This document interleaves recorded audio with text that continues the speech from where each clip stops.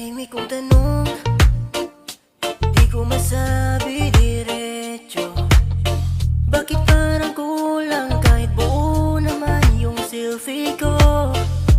Laging naka-online pero ang puso naka-airplane mode. Hinahanap ang sagot sa aking mga joke sa bawat quote.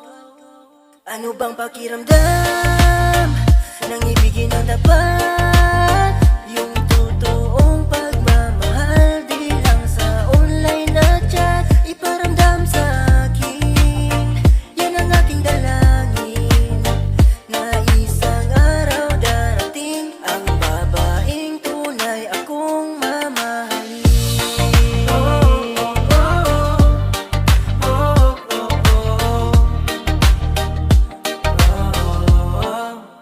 Hindi ako bumibilib sa late night na mga compliment, dahil pag nag-ghost ka, sobrang lalim ng sakit.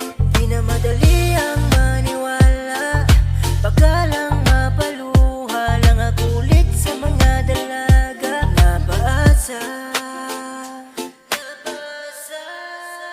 Ano bang pakiramdam nang ibigin ang tapat?